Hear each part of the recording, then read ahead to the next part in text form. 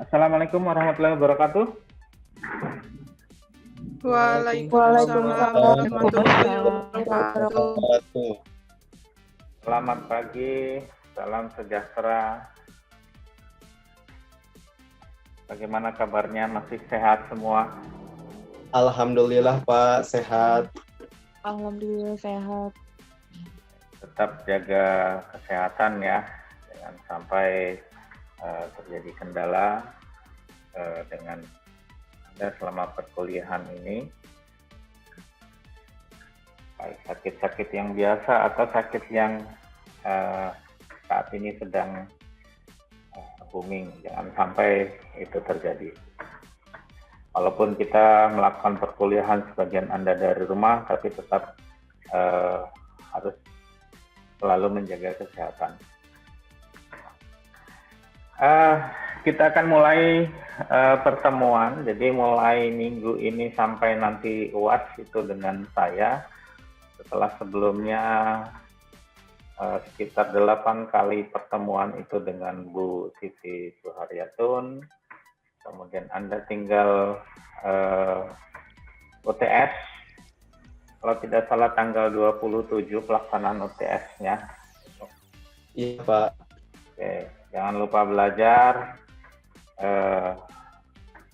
perbanyak latihan soal, dan supaya nilai Anda memuaskan nanti.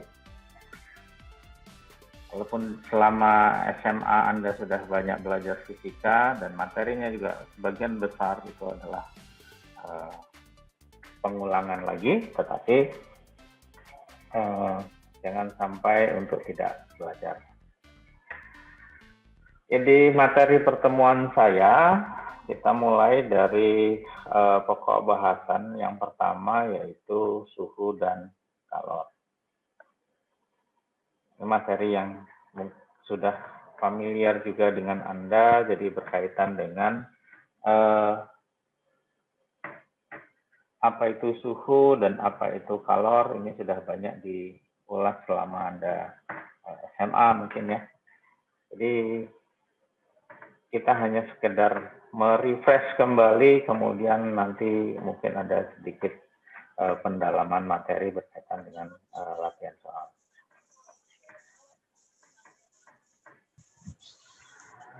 Tentang suhu dan kalor, jadi kalau dalam kehidupan kita sudah mengenal ini dua hal yang cukup familiar, ada es, ada api, jadi kayak lagunya siapa itu, air dan api itu.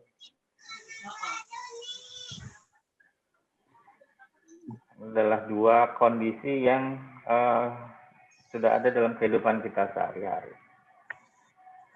Kalau api itu rasanya panas, kalau es rasanya dingin. Nah, apa itu panas, apa itu dingin, itu yang kita gambarkan sebagai kondisi dari benda tersebut. Nah, berapa tingkat kepanasan ataupun kedinginannya yang menyatakan kondisi dari benda tersebut, itulah yang kita kenal sebagai suhu.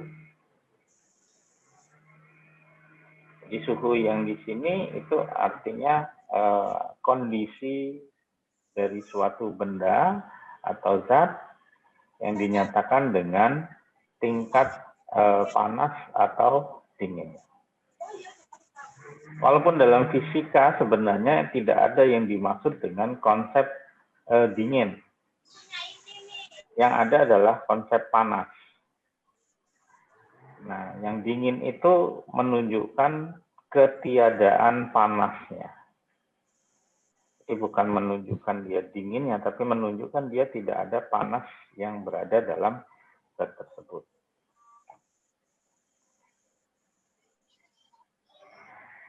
Jadi suhu di sini adalah kondisi seberapa panas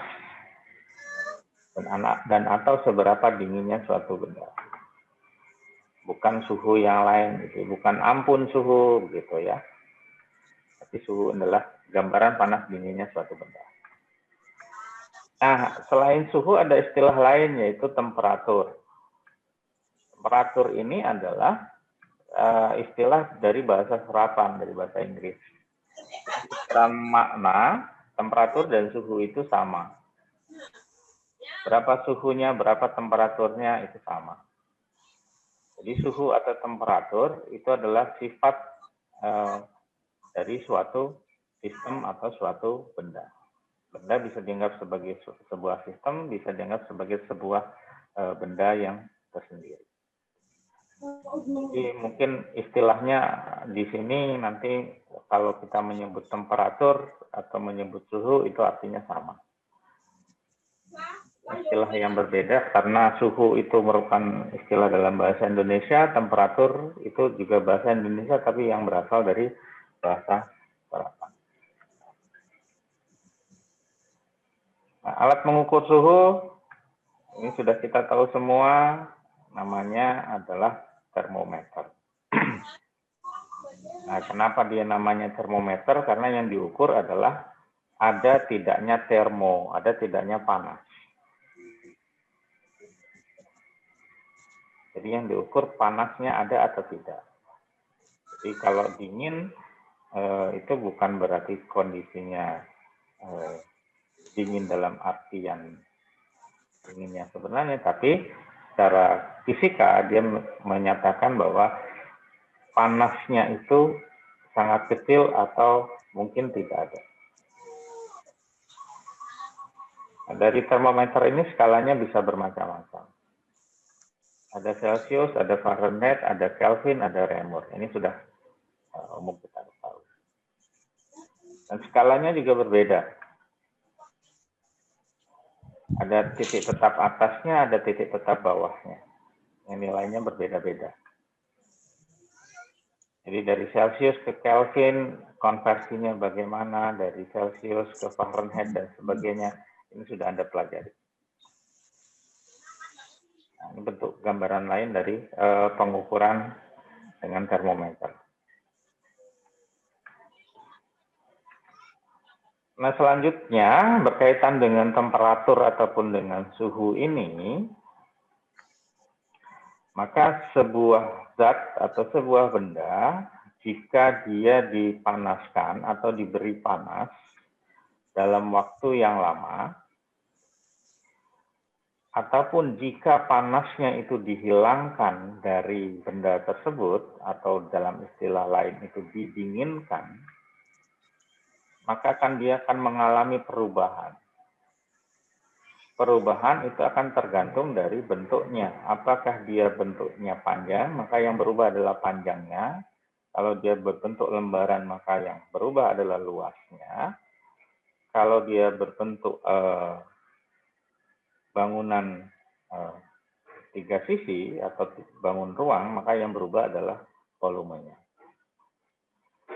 Nah, perubahan panjang, luas, atau volume itu akan tergantung dari seberapa besar perubahan suhunya.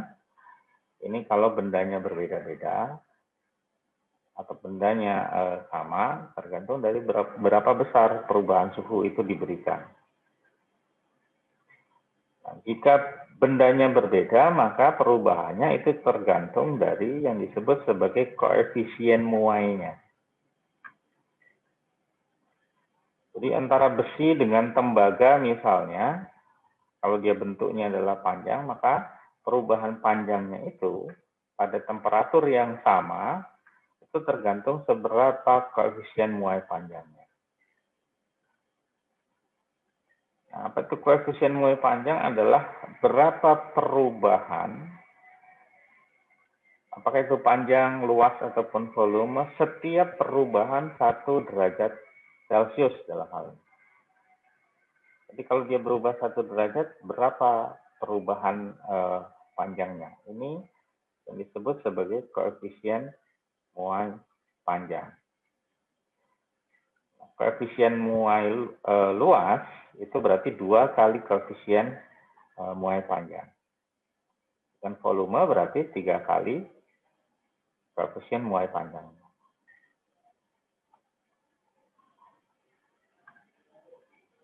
Nah, sebagai contoh di sini,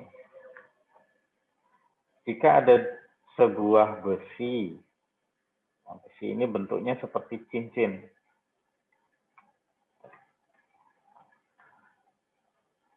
Diameternya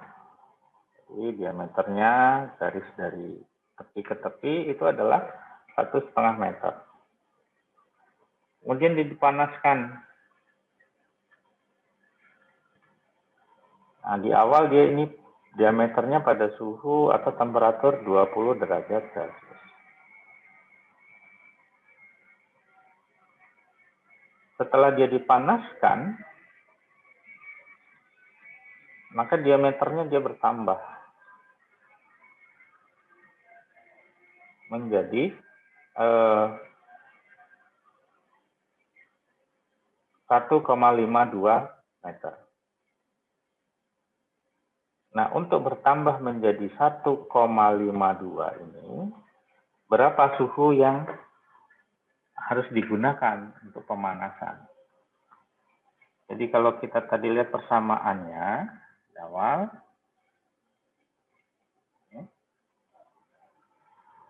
delta L itu sama dengan alfa dikali L0 dikali delta T. Delta L-nya adalah panjang akhir atau diameter akhir dikurangi dengan diameter awalnya atau panjang awalnya. Jadi 0,02. Nah, alfanya itu adalah ini 12 kali 10 pangkat minus 6. L0-nya adalah 1,5. Kemudian berapa perubahan suhunya?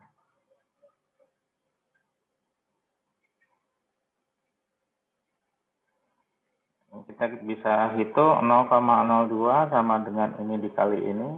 Gampangnya kita kasih simbol A saja. A kali delta T. Jadi A sama dengan delta T itu sama dengan 0,02 dibagi dengan A.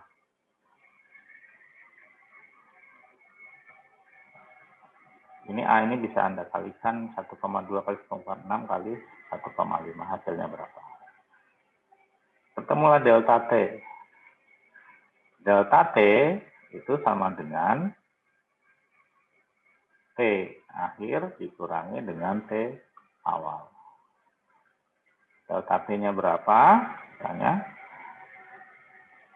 sehingga T akhirnya itu diketahui, T awalnya adalah 20. Jadi T akhirnya itu sama dengan delta T plus 20. Jadi suhu akhirnya 20 ditambah dengan perubahan suhunya tadi. Nanti setelah Anda hitung ketemu ini nilainya berapa.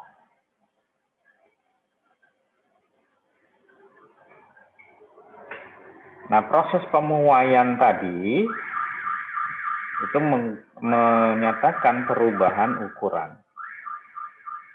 Jadi bisa dia panjangnya membesar, atau bertambah panjang, luasnya bertambah luas, atau volumenya bertambah luas. Itu kalau dia ditambahkan suhunya secara terus-menerus atau dikurangi suhunya secara terus-menerus.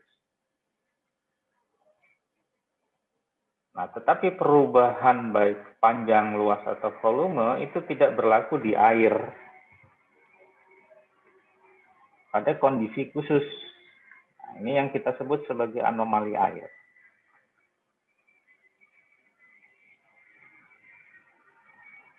Air itu kalau kita dinginkan terus-menerus sampai dia 44 derajat Celcius, dia volumenya mengecil.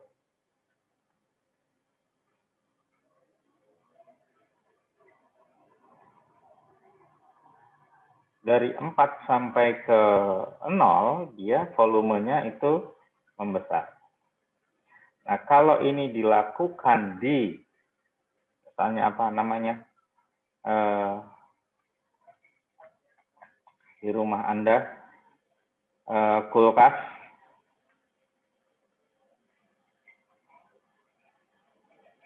atau refrigerator, maka pada kondisi 0 derajat Celcius, dia berubah menjadi padat,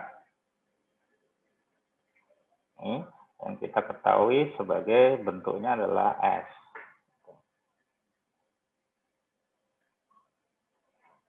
Dia volumenya membesar, tetapi massa jenisnya ya mengecil. Nah, yang terjadi karena massa jenisnya mengecil, kalau Anda buat es teh, lalu kemudian diberi es, itu, maka esnya akan mengapung di permukaan, karena densitasnya dia mengecil. Sebaliknya, kalau dari 0 derajat sampai ke 4 derajat Celcius ini, volumenya mengecil, densitasnya membesar.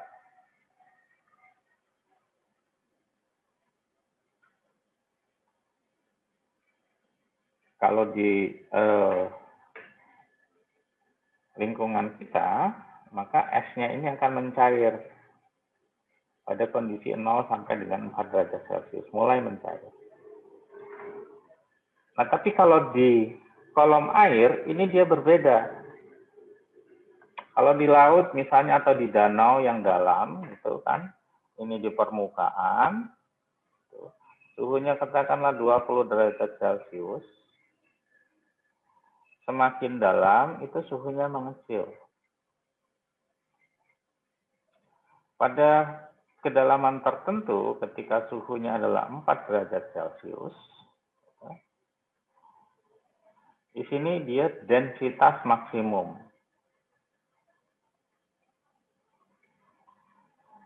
Walaupun volumenya mengecil karena dia terkompresi. Tapi kalau kita turun lagi ke kedalaman yang lebih dalam, ada suhu misalnya 0 derajat Celcius, air ini tidak akan membeku.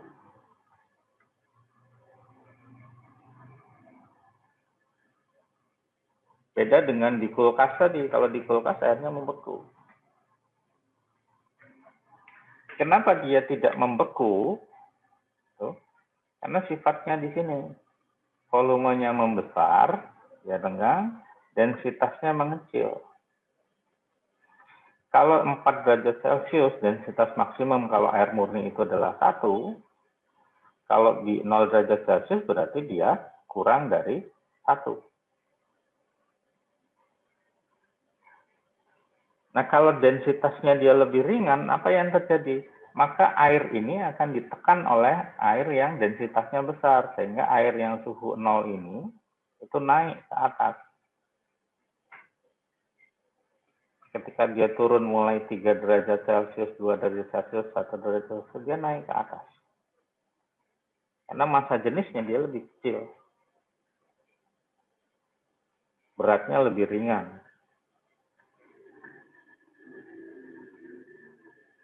Nah, sehingga kalau di laut atau danau yang dalam, itu di bawah itu tidak mungkin air membeku.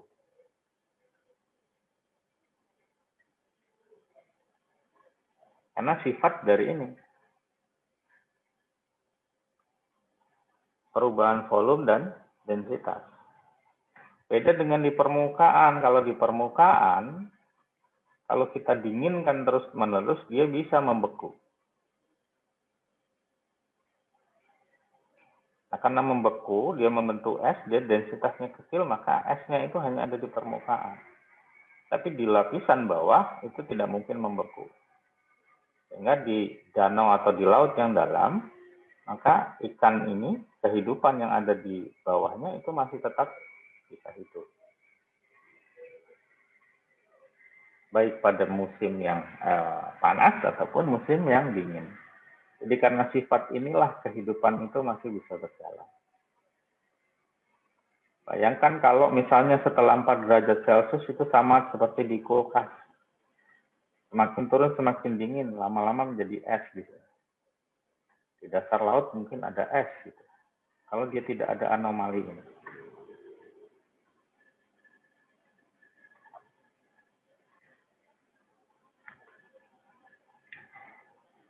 Nah, selanjutnya, ketika terjadi perubahan temperatur atau suhu dari suatu benda, maka di situ, karena benda tersebut dipanaskan atau didinginkan, maka benda itu akan mendapatkan energi. Kalau dia dipanaskan, kalau dia didinginkan, dia akan kehilangan energinya.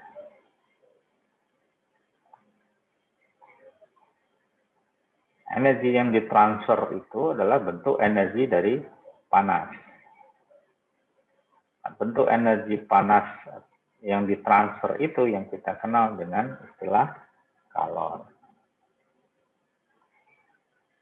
Kalor ya, bukan yang lain. Anda pakai kalor nggak? Jangan kuliah pakai baju rapi nggak pakai kalor. Nah, satuan dari kalor dalam sistem internasional itu adalah joule, yang setara 1 kalor atau 1 kalori. Kalau Anda lihat dari kemasan makanan, misalnya ada energi dalam bentuk kalori, itu setara dengan 4186 joule. Nah, dalam proses pemanasan ataupun pendinginan benda, maka 1 kalori ini adalah energi atau kalor yang dibutuhkan untuk menaikkan 1 gram air sebesar 1 derajat Celcius. Jadi kalau kita masak air 1 gram,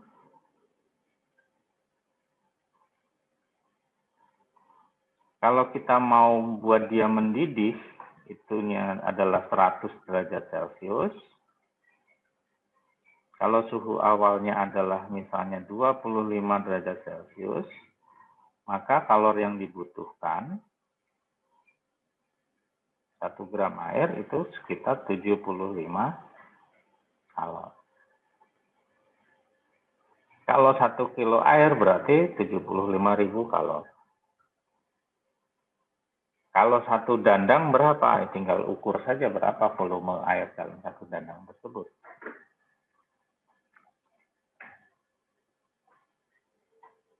Nah, besarnya jumlah kalor yang diperlukan itu akan tergantung dari massa, kemudian kalor jenis, dan perubahan suhunya. Kalor jenis ini berarti bahwa berapa suhu yang diperlukan atau kalor yang diperlukan untuk menaikkan 1 derajat dari benda tersebut. Setiap benda berbeda-beda. Untuk massa air itu kalor jenisnya berbeda dengan kalau kita memasak misalnya alkohol dan sebagainya. Kemudian masaknya berapa banyak, itu juga akan berpengaruh terhadap kalor yang dibutuhkan.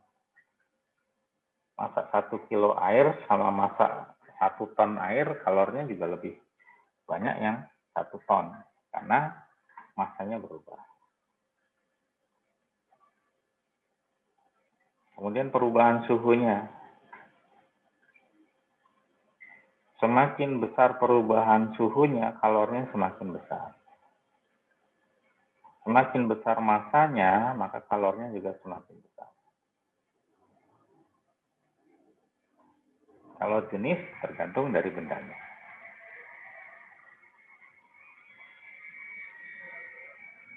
Contohnya, kalau kita buat dalam hitungan matematis, berapa banyak kalor yang dibutuhkan untuk menaikkan suhu dari 25 derajat sampai dengan 100 derajat Celcius air sebanyak 1 kilogram.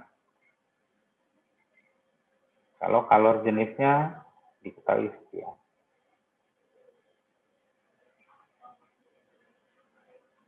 Jadi yang ditanyakan di sini adalah Q-nya berapa. Yang diketahui apa di sini? Ada massa. Massa. Ada Delta suhu. T. Ada ada kalor jenis. T0, kemudian T akhir. Ini kalau T akhir dikurangi T0 itu sama dengan delta T. Kemudian kapasitas kalornya atau kalor jenis. Jadi persamaannya Q sama dengan MC kali delta T. Tinggal kita hitung saja. Kita masukkan ke persamaan. Temu berapa kalor yang dibutuhkan.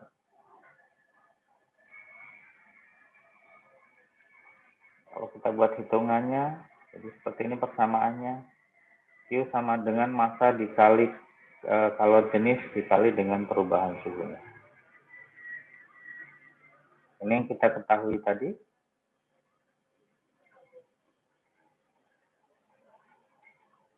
Berapa hasilnya? Ada yang bisa menghitung dengan cepat? 315 bukan, Pak?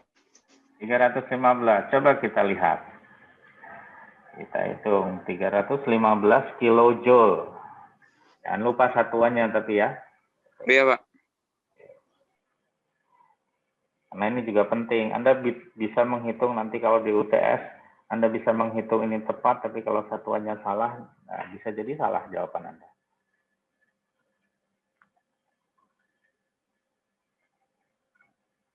Nah, ini saya pikir nggak ada masalah.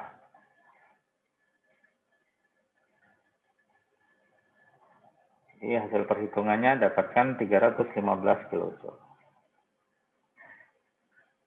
Nah, apa hubungannya kalor jenis dan kapasitas kalor? Jadi kapasitas kalor adalah kalor yang dibutuhkan oleh benda untuk merubah suhunya sebesar 1 derajat Celcius atau 1 derajat Kelvin, tergantung satuan mana yang digunakan. Jadi kalau sebelumnya kita mengetahui persamaan ini, nah ini saja, kita menggunakan C, itu adalah kalor jenis. Kalor jenis itu adalah kalor yang dibutuhkan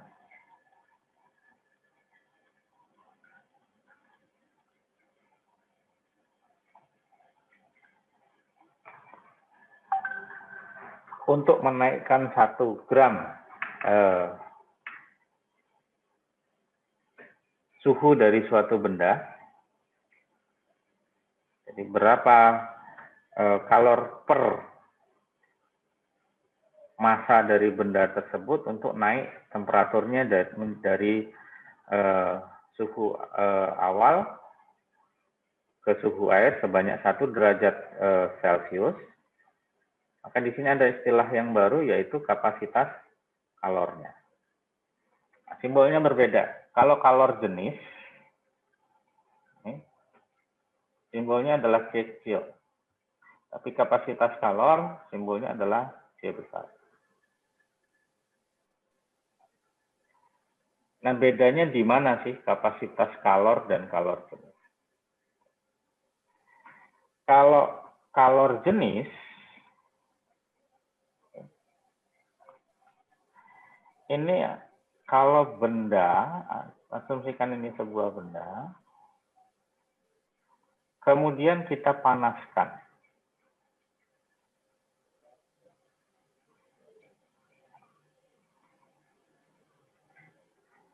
Nah, benda ini akan mengalami perubahan, kan tadi ada muai panjang, ada muai luas, dan muai volume.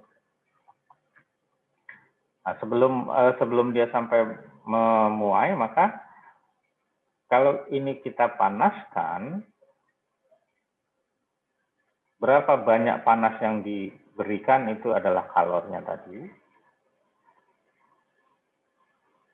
Nah, ketika dia dipanaskan, kan dia akan berubah suhunya. Ini tergantung dari bendanya. Nah, tapi kalau kita panaskan, misalnya di sini yang kita panaskan, yang diberi api misalnya. Panas yang mulai pertama kali ada di mana? Kan di sini. sini.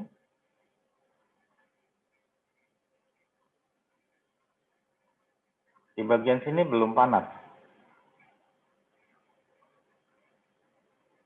Di bagian tengah juga belum panas. Nah, bagaimana sih benda ini supaya meratakan pemanasannya itu? Maka dia membutuhkan kemampuan untuk supaya suhunya ini merata di seluruh benda tersebut.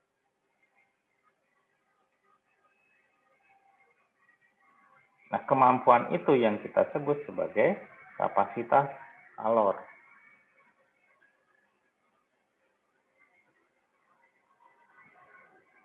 Jadi kalau kalor jenis itu bekerja karena faktor dari luar, kalau kapasitas kalor adalah proses perubahan suhu yang terjadi di dalam benda itu sendiri. Jadi kalau misalnya benda ini kita panaskan, kemudian setelah itu kita berhentikan proses pemanasannya, lama-kelamaan benda itu kan suhunya akan sama. Nah, dari benda yang di ujung sini, yang di sini suhunya yang tidak sama, itu kemudian menjadi sama dengan yang dipanaskan ini, proses perubahan inilah yang dipengaruhi oleh kapasitas kalor tersebut.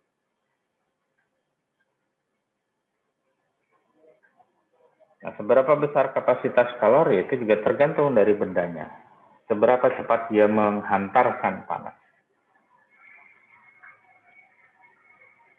Secara matematis, gitu, kapasitas kalor ini bisa dihitung dari besarnya kalor yang diberikan dibagi dengan perubahan suhunya. Jadi kalau perubahan suhunya semakin besar, maka kapasitas kalornya akan menjadi lebih kecil.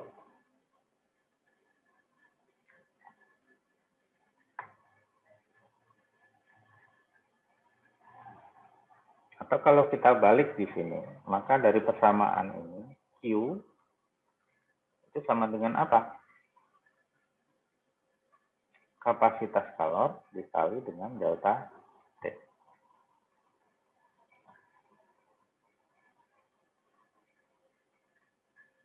Kalau kalornya semakin besar, tapi perubahan suhunya tetap,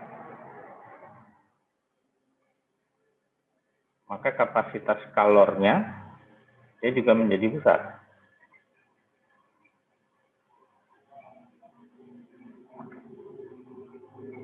Jadi nilainya dia akan sebanding dengan besar tidaknya kalor.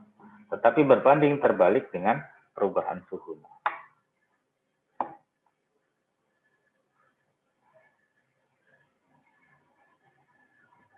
Nah, bagaimana hubungannya dengan kalor jenis tadi? Kalau kalor jenis tadi lebih banyak pengaruh yang dari luar, kapasitas kalor itu sistem dalam dirinya, maka dari persamaan ini kan bisa kita samakan. Kalau ini asalnya tadi, Q sama dengan M dikali C dikali delta T.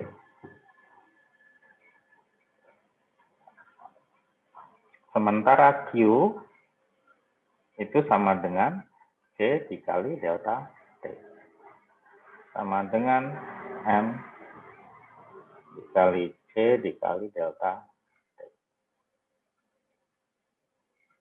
Ini bisa kita hilangkan, berarti C sama dengan M dikali C. Kalau kita balik jadi persamaan ini. Jadi kalor jenis itu juga sangat dipengaruhi oleh kapasitas kalor. Dia berbanding lurus. Kalau kalor jenisnya besar, maka kapasitas kalornya besar. Tapi dia berbanding terbalik dengan masanya. Semakin besar masanya, kapasitas kalornya akan menjadi kecil, ataupun kalor jenisnya bisa menjadi lebih kecil. Itu hubungan antara kalor jenis dan kapasitas.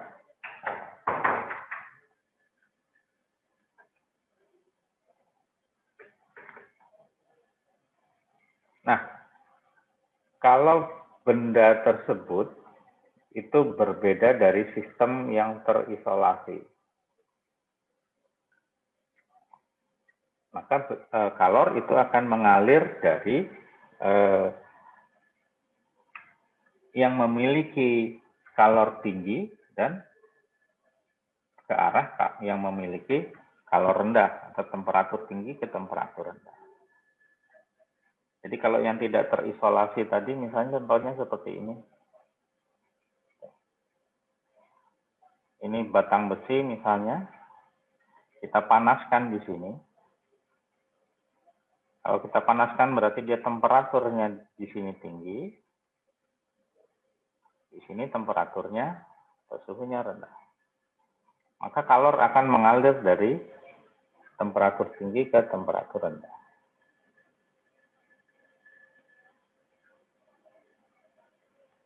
Nah, kalau sistem itu kemudian kita isolasi,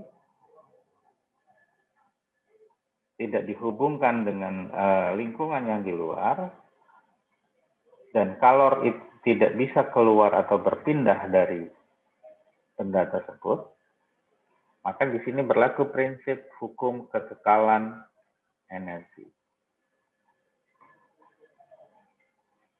Kalor yang diserap itu sama dengan kalor yang diterima.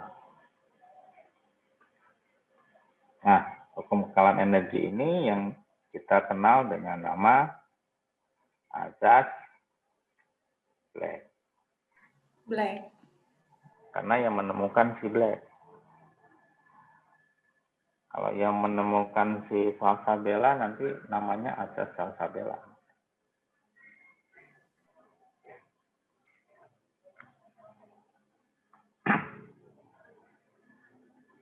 Ini masih contoh yang sama tadi, yang berkaitan dengan kalor dan kapasitas kalor. Saya pikir ini tidak ada masalah lah, nanti Anda bisa perdalam lagi itu. Nah, si Black tadi, atau nama lengkapnya Joseph Black tadi, itu menemukan hukum kekekalan energi tadi, setelah dia melakukan percobaan. Bagaimana percobaannya? Ada dua buah benda. Yang satu itu kita sebut saja sebagai benda A. Ini benda A, ini adalah benda B. Sifatnya berbeda, benda A itu temperaturnya lebih tinggi daripada benda B. Atau benda A lebih panas daripada benda B. Nah, kalau kedua benda ini ditempelkan, maka panasnya itu akan mengalir dari benda A ke benda B. Dari benda A, maka dia melepaskan kalornya, melepaskan panasnya. Lalu benda B itu menerima panasnya. Kalau ini berlangsung secara terus-menerus, sampai akhirnya terjadi kesetimbangan, suhu benda itu sama.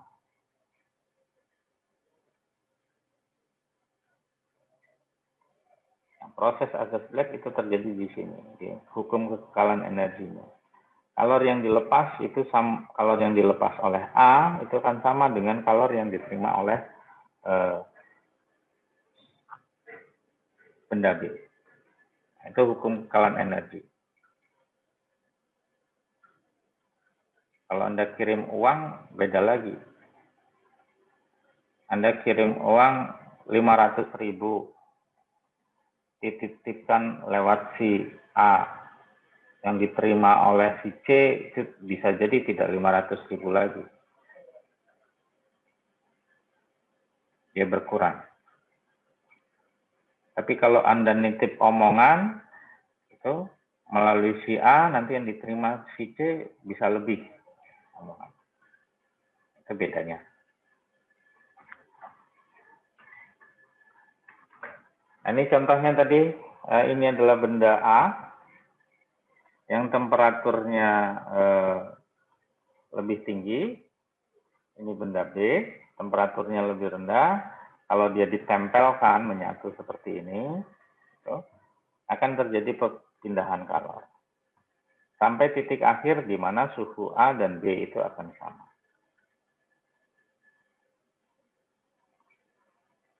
Ya, terjadi kesetimbangan termal antara benda A dan benda B. Ini menjadi sistem ketiga. Sistem ketiga itu adalah ketika dia pada fase setimbang. Sistem pertama dia temperaturnya tinggi, sistem kedua temperaturnya rendah. Kalau disatukan ketika menjadi suhunya sama, adalah sistem kesetimbangan atau sistem yang ketiga. Nah, kalau benda tersebut kemudian dipanaskan secara terus-menerus ataupun didinginkan secara terus-menerus, artinya delta T-nya itu berubah hingga tak terhingga, maka benda tersebut dapat berubah bentuk. Kalau benda yang kita ketahui itu ada 3 bentuk, itu ada bentuk padat,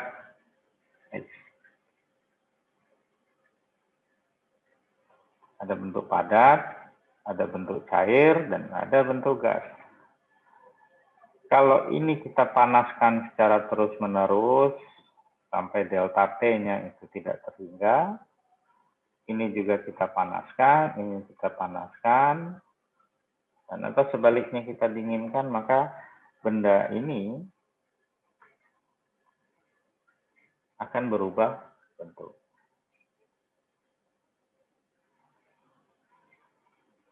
Nah, dia akan berubah bentuk biasanya itu membutuhkan kalor yang jumlahnya tertentu. Dari misalnya padat menjadi cair, pada benda tertentu itu membutuhkan kalor yang jumlahnya tertentu. Berapa besarnya kalor yang dibutuhkan itu tergantung dari massa bendanya. Semakin besar massanya maka butuh kalor yang lebih besar. Dan yang kedua adalah kalor latennya. Kalor laten ini merupakan jumlah kalor tertentu dari suatu benda ketika dia mengalami perubahan fase. Jadi contohnya di sini kalor laten untuk menguap itu adalah 530 kalori per gram. Dan ini sifatnya dia akan tetap untuk benda tertentu. Nah, kalau diasumsikan kalor laten itu untuk sebuah benda atau sebuah fase itu adalah tetap, maka besarnya kalor jadi kan tergantung pada massanya saja.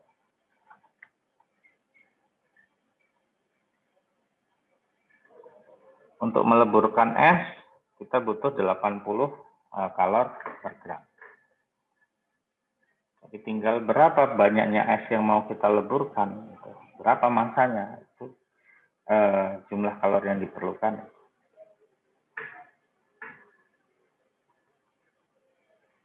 Secara definisi tadi kalor laten adalah kalor yang diperlukan untuk merubah wujud 1 kg zat pada suhu yang tetap. Jadi kalau pada suhu 0 derajat Celcius,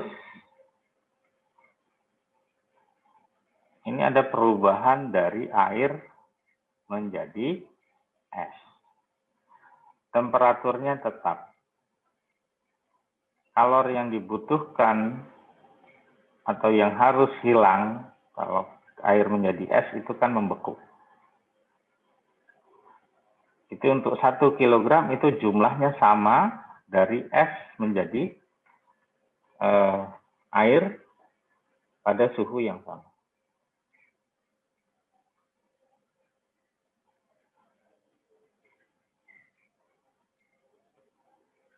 Nah, tinggal tergantung fase perubahannya itu seperti apa. Kalau mendidih, untuk mendidihkan namanya kalor laten didih. Untuk mengembunkan namanya kalor laten embun. Untuk membekukan namanya kalor laten beku, dan untuk meleburkan kalor laten lebur.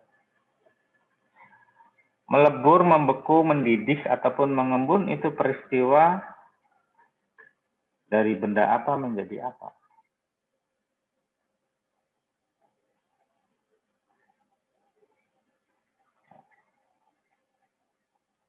Sebelum ke situ, kita lihat fasanya dulu di sini.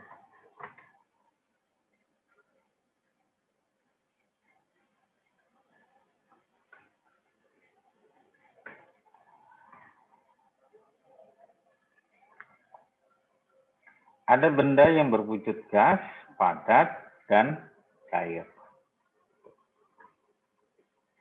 Apakah semua benda memiliki ketiga fasa ini? Tidak semua.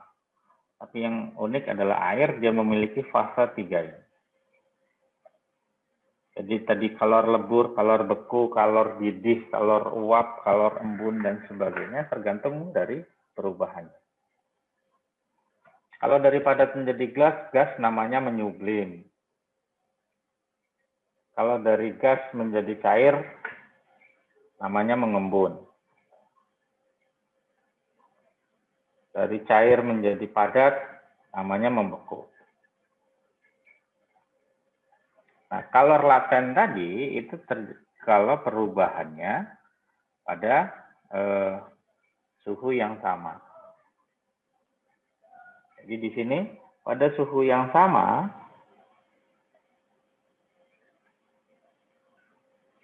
maka perubahan itu akan sangat dipengaruhi oleh kalor latennya. Kalau perubahannya pada suhu yang berbeda, maka yang bekerja adalah perubahan suhu dan kalor jenisnya.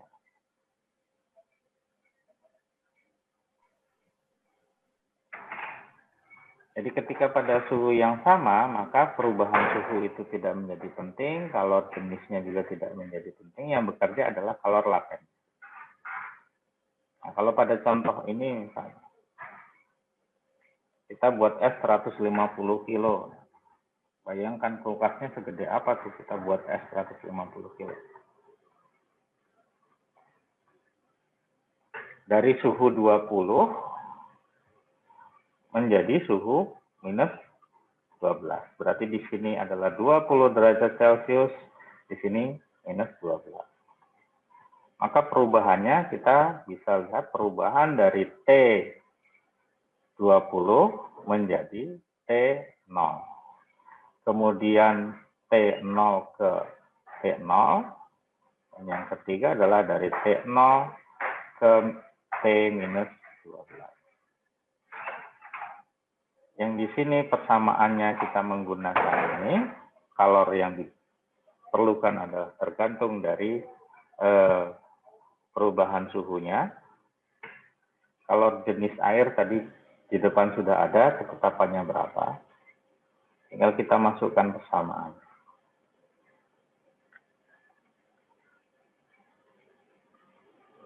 Nah, di sini adalah massa dari ini air, di sini adalah es.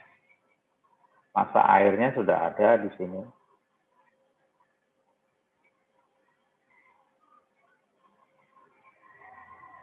Kemudian kalau di sini adalah massa es.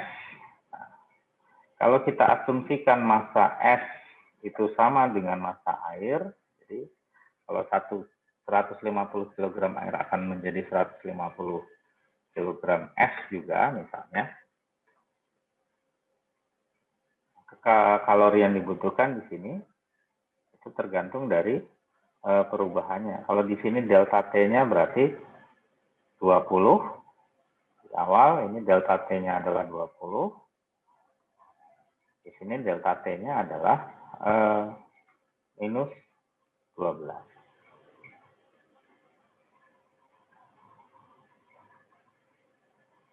Nah, mungkin dari S yang 0 derajat Celcius sampai S yang minus 12 derajat Celcius, nilai kalornya minus, gitu, karena dia kehilangan panas.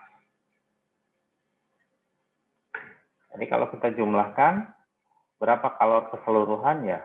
Di sini adalah Q1, di sini Q2, di Ini Q3. Nah, mungkin Q3 karena dia pendinginan, dia bisa menjadi minus.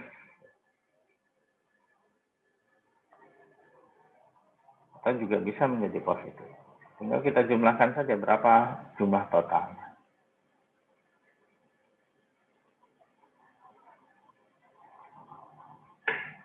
Jadi kalau dari cair menjadi beku, menjadi es, dia melepaskan kalor. Artinya kalornya akan hilang.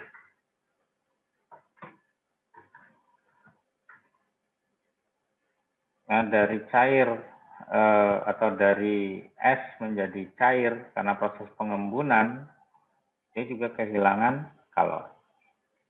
Kalau mengkristal ini dari mana?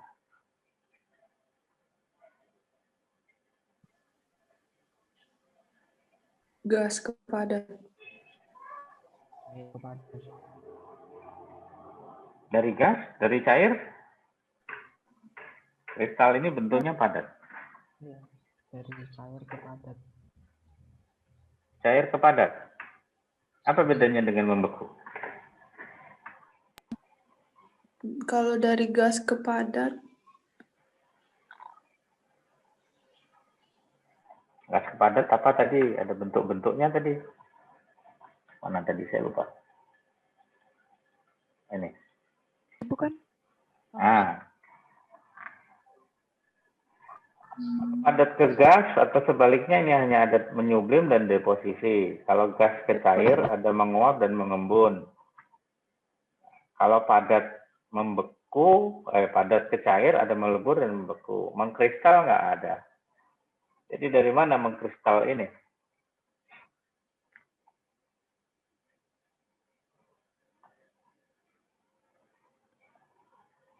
Padat ke cair?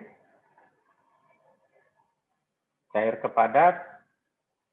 Atau gas ke padat? Karena ini bentuknya pasti padatan kristalnya. Cuman dia asalnya dari mana? Apakah cair, apakah dari padat? Contoh kristal apa sih? Ada yang tahu? Garam. Garam. Garam bentuknya Itu kristal. yang wangi-wangian kapur barus, yang wangi-wangian yang di lemari gitu. Ya, bukan itu sih. Bentuknya dari mana? Dari gas. Ya nggak sih, Hah? Pak? Soalnya kan dia Gas? hilang karena gas. Dari Dia menguap. Kalau garam, contoh Cair. kristal garam ya, itu kan dari air laut kita uapkan. Mengendap. Ini yang menguap apa nih? Yang menguap kan airnya. Air. Ini penguapan. Kristal ini berarti dia sisa-sisa yang terkandung di dalam air tersebut yang tidak bisa menguap.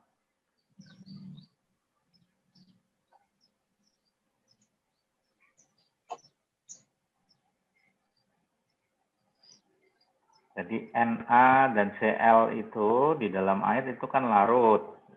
Ketika dipanaskan, yang menguap hanya airnya, NaCl tertinggal menjadi bentuk kristal.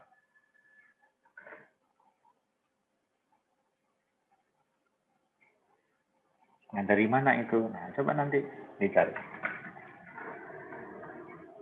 Nah, yang memerlukan kalor atau memerlukan panas dari es, padatan menjadi cair, dia membutuhkan panas. Dari air menjadi uap, dia membutuhkan kalor. Dari padat menjadi gas, dia memerlukan kalor. Contohnya.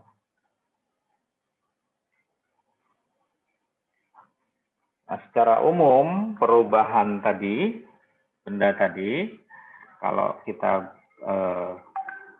bicara air contohnya, dari suhu minus sampai dengan ke 0, ini bentuknya adalah es, berarti dia sifatnya adalah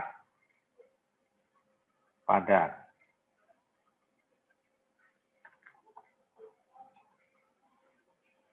Dari es ke ke air pada suhu T-nya adalah 0, ini adalah kondisi perubahan fase, apakah dari air ke es atau es ke air. Nah, dari es ke air itu adalah melebur, kalau sebaliknya arah perubahannya dari air ke es namanya membeku.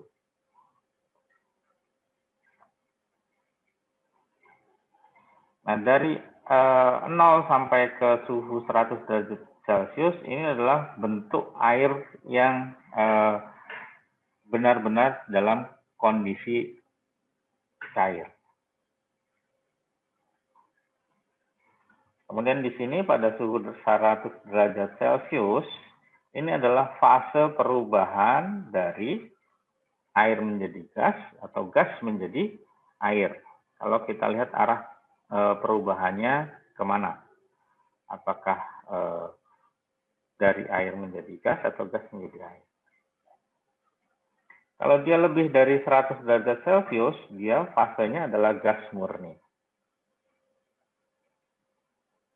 Jadi kalau ada misalnya permasalahan dalam bentuk soal, lihat temperaturnya di mana. Kalau dia di atas 100 derajat Celcius, berarti kita terjemahkan, oh dia fasenya gas murni. Kalau dia antara 0 sampai 100, berarti dia fasenya adalah cair murni. Kalau fasenya sama suhunya, berarti dia transisi dari satu fase ke fase yang lain. Nah, kalau dalam fase yang murninya, maka yang berperan tadi adalah massa, kapasitas kalornya, dan perubahan temperatur. Kalau dia dalam fase transisi, yang berpengaruh adalah massa dan kalor latennya. Ini juga sama. Ini adalah massa, kalor jenis, dan perubahan suhu. Ini massa dikali kalor laten. Sini massa, kalor jenis, dan perubahan suhu. Ini adalah Q1, ini Q2, ini Q3, ini Q4, dan di sini adalah Q5. Jadi kalau perubahan dari gas ke bentuk padat es, misalnya dari 105 ke minus 5, berarti Q-nya totalnya adalah Q1 plus Q2 plus Q3 plus Q4 dan Q5. Tinggal yang diminta perubahan dari mana? Dari gas sampai ke air berarti batasannya di sini. Dari air menjadi es berarti di sini. Dari gas pada suhu 100 derajat Celcius sampai air 0 derajat Celcius berarti ini Q2, Q3, Q4. Nah, tinggal Anda menamai Q1-nya di mana? Bisa dari atas, bisa dari bawah. Prinsip total kalornya adalah penjumlahan dari seluruh kebutuhan kalor. Besar kecilnya nanti tergantung apakah dia melepaskan kalor. Kalau melepaskan kalor berarti ada perubahan delta T yang mungkin bisa nilainya minus. Kalau misalnya dari air pada suhu 0, suhu akhirnya dan suhu awalnya ada 100, berarti delta T-nya bisa minus. Kalau arah perubahannya dari gas ke padat. Kalau dari padat dalam bentuk es ke gas, itu biasanya pasti positif. Karena dia membutuhkan kalor. Ada kalor yang ditambahkan. Kalau dari gas ke air, itu artinya ada kalor yang dilepas. Artinya ada kalor yang hilang. Nah, ini bentuk gambar yang lain, jadi masih sama prinsipnya dengan tadi. Ini juga sama, hanya penomoran Q1, Q2-nya itu dari mana. Tidak menjadi masalah apakah Q1-nya di sini atau Q1-nya di sini. Yang penting pemahaman Anda adalah dari mana dia berubah. Dari fase di sini menjadi ke sini atau dari sini ke sini.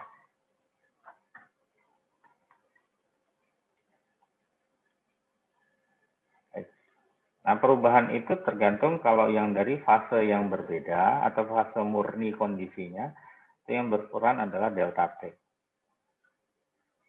Kalau di temperatur yang sama, ini yang berperan adalah kalor latennya. Kalau di sini kalor laten lebur, ini makanya ada yang simbolnya L. Kalau di sini kalor laten uap, karena penguapan. Ya, totalnya Q1, Q2, dan seterusnya. Nah, selain faktor temperatur dan kalor laten, ada faktor lingkungan lain yang sebenarnya mempengaruhi perubahan wujud. Yang pertama di sini adalah tekanan. Kalau tekanannya naik, maka titik didihnya itu juga akan ikut naik.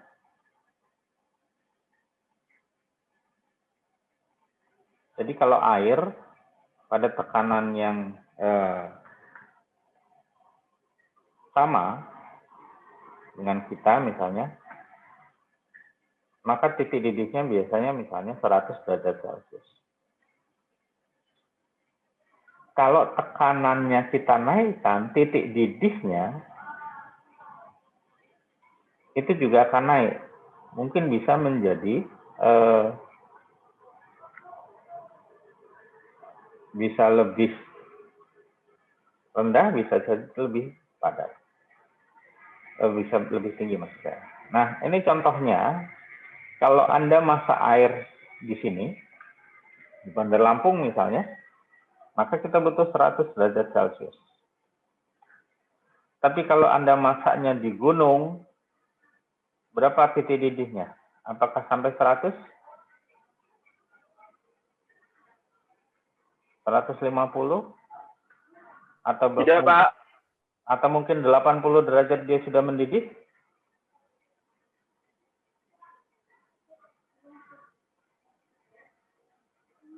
Nah, ini karena faktor tekanan. Atau misalnya Anda masak daging ya, dengan pakai masak daging pakai apa biasanya? Pakai dandang. Pakai dandang biasa dengan dandang presto misalnya.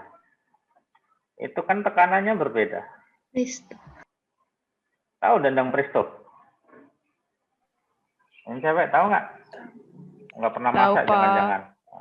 Tahu, Pak. Kalau nggak bisa masak bukan calon istri ideal itu berarti. Ya, mana kira-kira yang lebih cepat mendidih? Itu contoh pengaruh tekanan. Kemudian ketidakmurnian zat. Nah, coba Anda nanti buat eksperimen. Satu masak air biasa, atau lagi masak air tambahkan garam 1 kilo. Mana lebih cepat mendidih?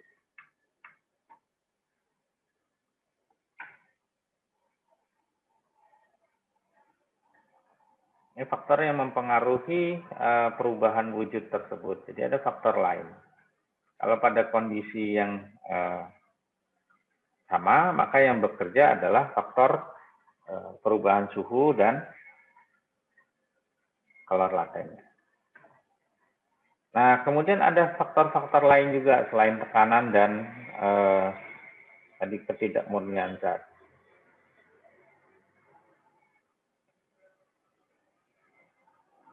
Jadi untuk mempercepat proses penguapan, kita bisa menaikkan suhunya. Kalau Anda habis mencuci, kan Anda jemur. Gitu.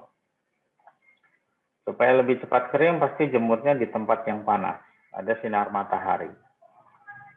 Nah, proses ini disebut proses pemanasan atau menaikkan suhu.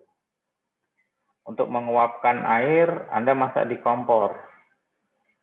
kompor yang ada apinya. Nah, kalau kompor ada apinya itu pemanasan. Itu prinsip kerjanya adalah dengan menaikkan suhu. Kemudian untuk menghilangkan kalor, misalnya menghilangkan panas, bisa dilakukan juga dengan cara memperluas permukaan zat. Kalau Anda suka ngopi, kalau masih panas di gelasnya, Anda tuang ke dalam piring. Supaya cepat dingin. Ini prinsipnya dengan memperluas permukaan zat. Kalau Anda jemur pakaian, pasti akan kalau dibuka begini. Supaya dia cepat kering. Coba kalau Anda cuci pakaian masih bergulung-gulung gitu, tumpuk jadi satu gitu. Keringnya akan lebih lama.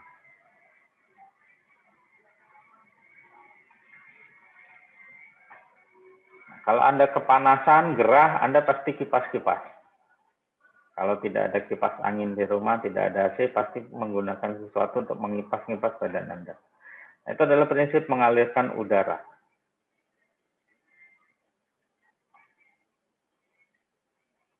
Supaya apa? Supaya proses pelepasan kalornya lebih cepat. Supaya menjadi lebih cepat dingin. Kalau minum kopi. Nah, dari peristiwa perubahan zat tadi ada yang disebut dengan proses pendidihan. Mendidih atau mencapai titik didih. Nah, kalau kita masak air, maka yang disebut definisi mendidih itu kalau ada gelembung-gelembung udara di airnya. Jadi kalau kita masak pakai apa ini namanya? Ketel, atau ada yang menyebutnya ceret gitu. Ini ada airnya. Nah, mendidih itu kalau gelembung-gelembung udaranya. Kalau gelembung udara itu kemudian keluar di sini, gitu, menjadi gas, ini baru yang disebut penguapan. Kalau ketelnya bagus, dia bunyi. Ada sempritannya.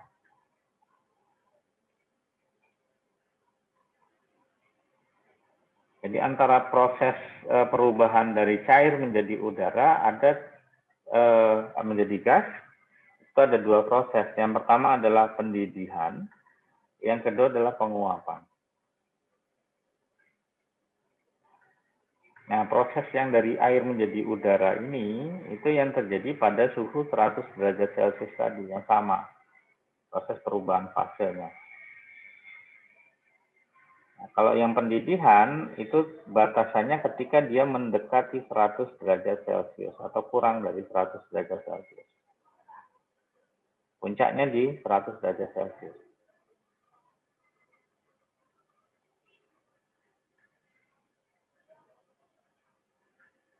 Maka apakah dia mendidih 100 derajat Celcius atau kurang atau bahkan lebih, ini tergantung dari tekanan udara. Kemudian jenis zat. Jenis zat ini yang disebut dengan kemurnian tadi.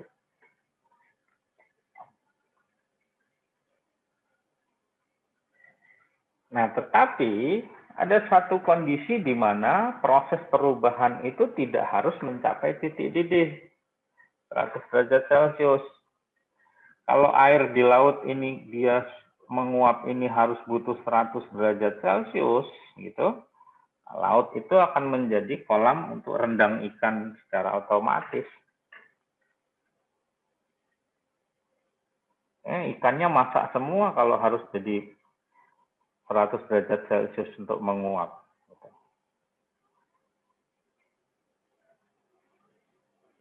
Nah, proses ini kan terjadi di alam, dari uap dia menjadi awan, itu sehingga nanti kalau di pegunungan terjadi proses pendinginan, dia mengembun, jadilah hujan.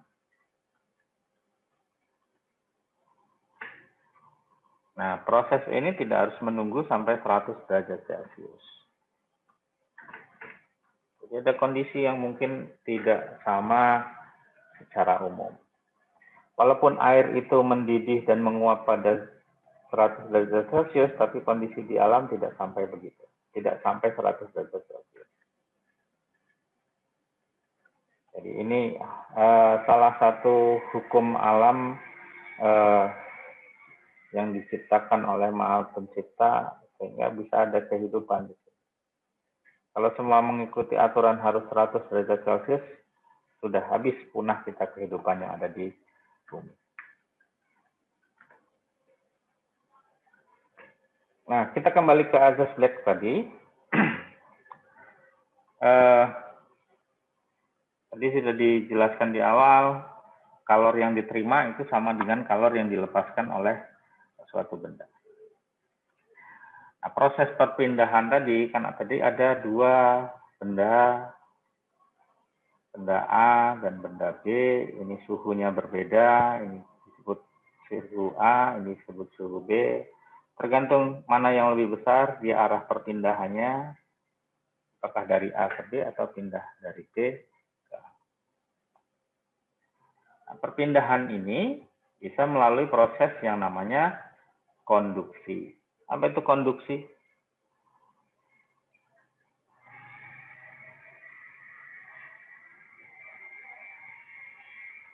Anda sudah belajar di SMA. Kemudian ada proses ini yang disebut sebagai konveksi.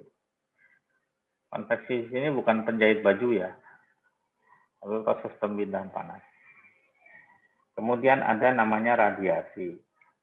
Nah, kalau radiasi ini paling gampang sinar matahari, itu Anda jemur baju di sini, ini jadi panas. Nah, ini namanya radiasi.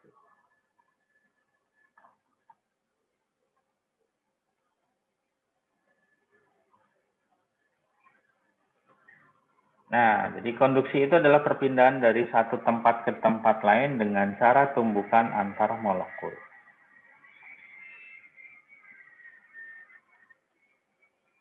Jadi kalau kita asumsikan di dalam besi itu ada molekul-molekulnya. Nah, molekul-molekul inilah yang saling bertumbukan. Kalau kita besi ini kita panaskan di sini, maka terjadi pergerakan molekul-molekul ini yang saling bertumbukan hingga akhirnya semua besi ini suhunya akan sama. Nah, proses ini itu tergantung dari berapa perubahan kalornya dan berapa perubahan dari suhunya.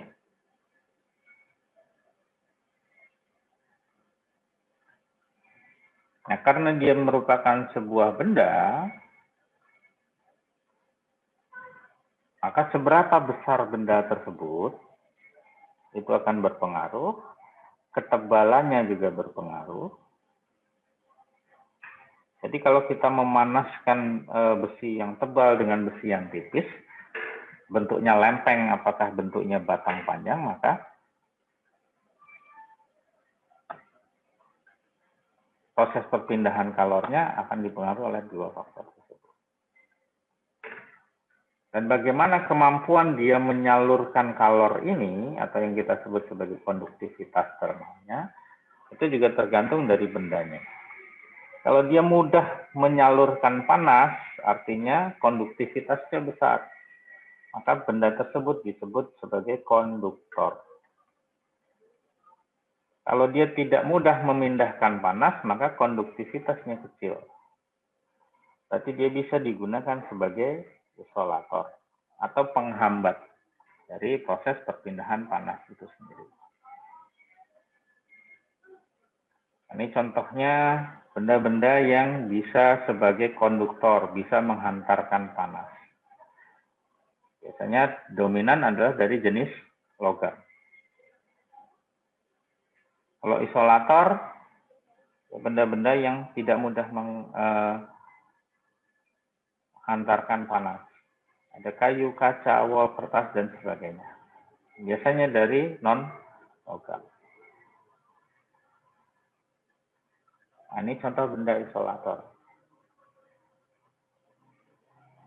luasnya atau 3 meter persegi. Tebalnya 3,2 mm. Kalau dia dari sini ke sini misalnya,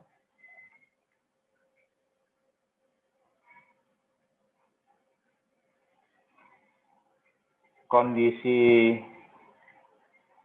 yang di sini, yang di dalam adalah 15 derajat Celcius, yang di luar adalah 30 derajat Celcius. Konduktivitas termalnya ini K tadi. Berapa kemampuan dia bisa menghantarkan panasnya? Tapi persamaannya adalah H. Kalau kita lihat tadi di sini, itu adalah minus K dikali luas penampang dikali delta T dibagi dengan L. Minus K dikali luas penampang dikali delta T dibagi dengan L. Ya, kita masukkan saja 0,84 Joule per second per meter per derajat Celcius dikali luasnya adalah 3 meter persegi, delta T-nya adalah 15 derajat Celcius,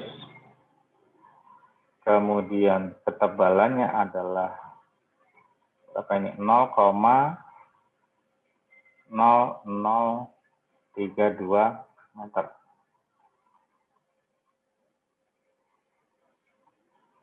Meternya hilang, ini juga hilang, ini C-nya hilang, tinggal tersisa joule-nya.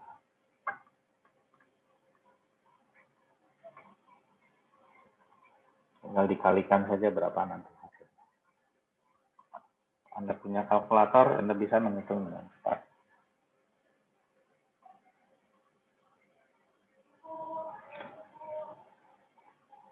Kemudian yang kedua adalah konveksi.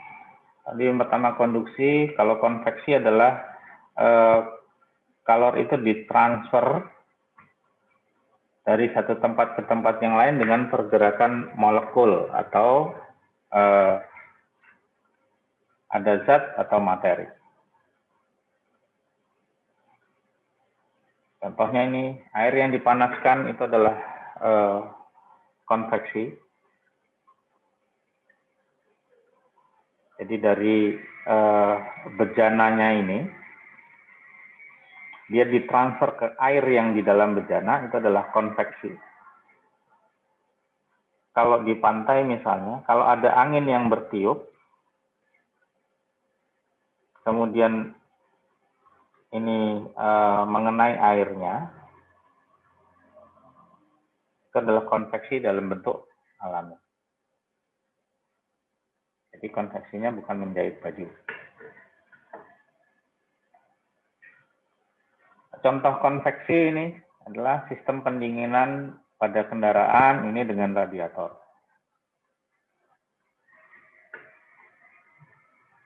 Kemudian dengan pembuatan cerobong asap, ini adalah contohnya.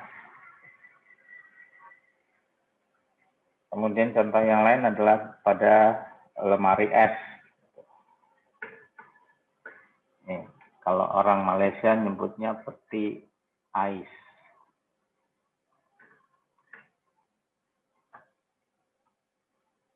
Kalau bahasa umumnya kita namanya kulkas. Bukan bakul bekas, tapi cool case bahasa Inggrisnya. Jadi kita sebutnya kulkas. Kemudian yang ketiga, ini tadi radiasi, semacam radiasi matahari. Ini persamaan ini dikemukakan oleh Stefan Boltzmann. Jadi perubahan kalor dibandingkan dengan perubahan temperatur itu setara dengan koefisien radiasinya. Kemudian ini adalah eta ini adalah konstanta Stefan Boltzmann-nya. A adalah luas permukaan, dan T ini adalah temperaturnya. Jadi berapa banyak transfer sinar matahari yang sampai ke bumi, ini juga bisa kita hitung seperti ini. Oke, gitu. Kalau tidak ada lagi pertanyaan, terima kasih atas perhatiannya. Kita ketemu lagi minggu depan. Tetap jaga kesehatan, supaya Anda bisa menyelesaikan semester ini dengan baik dan mendapatkan hasil yang baik, walaupun semua kita lakukan secara berjauhan, tidak bertemu secara langsung. Semoga saja kondisi ini bisa segera berakhir, supaya saya juga bisa tahu wajah-wajah Anda itu aslinya seperti apa. Amin. Baik, begitu saja. Terima kasih. Saya akhiri. Assalamualaikum warahmatullahi wabarakatuh. Waalaikumsalam warahmatullahi wabarakatuh. Terima kasih Pak. Sama-sama. Terima kasih, Pak. Pak. Saya tutup kelasnya.